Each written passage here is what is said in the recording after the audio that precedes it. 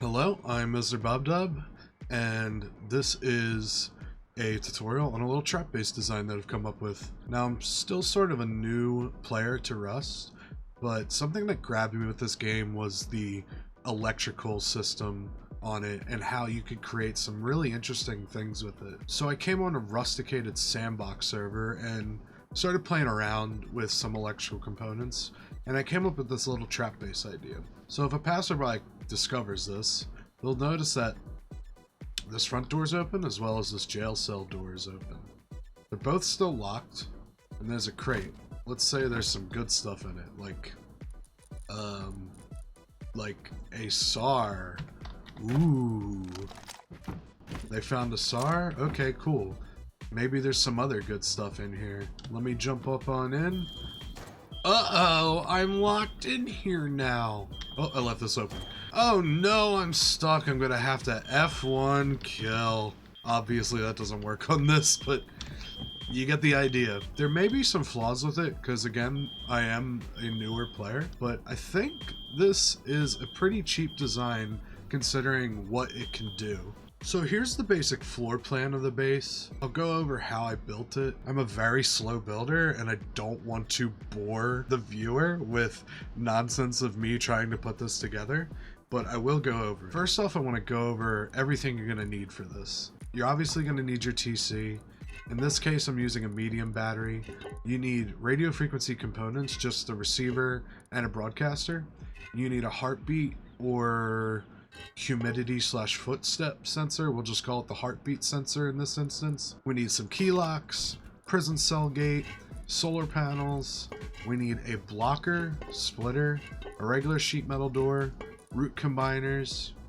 We need a couple of large crates, a small crate. We want door controllers. We want an audio alarm or a smart alarm or a turret, whatever you want to do with it.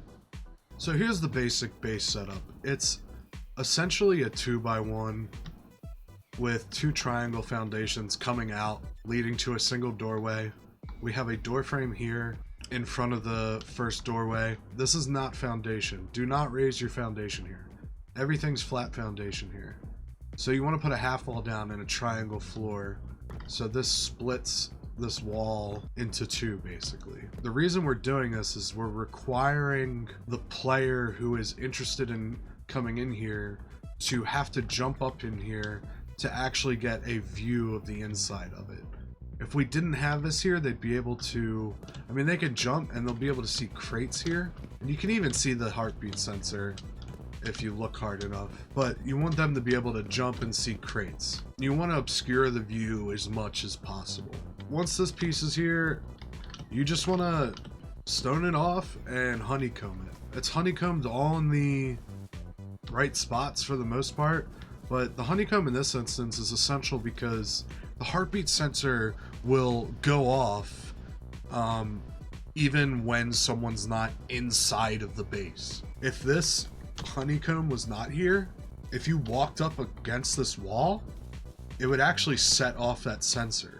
So that's why I have like 3 honeycombs right here, because we don't want anyone accidentally setting that off. We only want the sensor to go off when there's someone in there. So the honeycomb's going to prevent from any outside intel that this may be a trap. So the basic setup of obtaining power is going to be using 4 solar panels. You don't need 4 solar panels. My design just has it as 4 because I just like making sure that I have enough power. This may not even require it. Did I do the math on how much power is required for this base? Absolutely not. I'm not going to do that. I'm just going to put 4 down because if I have root combiners, then I can have as much power as I want. There's no such thing as too much power in this, which is a great thing, because in the real world, if you have too much power, that equals an explosion. 4 solar panels it is. So they're all wired together through these root combiners. A root combiner basically combines 2 sources of power into one. So we took 2 root combiners and paired 2 solar panels to each of the root combiners, then sent each of those root combiners to a 3rd root combiner. This 3rd root combiner is going to go down to the battery. Now, in terms of the electric, I know this is a little overwhelming looking, but I promise it's not as complicated as it looks. So once you have your solar panels set up top, you're going to take your third root combiner and throw that into the power in, and then from your battery, you're going to go power output into a splitter. The first power out on the splitter should go to your heartbeat sensor. Out from the heartbeat sensor is going to go down to your radio frequency broadcaster. Set the frequency to a random freak. Make sure it's something you can remember. For the second power out, you're going to send that down to your radio frequency receiver. The power out on the receiver is going to go out to another splitter. The third power out on your third splitter is going to go over to a blocker. A blocker basically takes your power and passes it through, but if a second stream of power gets introduced into the block pass-through, the power is now cut from that. And from this blocker, we have a door controller. I'm not sure how close a door controller has to be to a door in order to pair it properly, but in this instance, we have it just in the corner of these doorways. You can't see it from the outside, so I don't think it's a big deal having it there. So the second splitter is only going to be activated when the receiver receives a frequency from the broadcaster. Both the broadcaster and the receiver have to have the same frequency. So when this receives a frequency, this then power outs to the splitter. The first power out is going to the block pass-through on the blocker.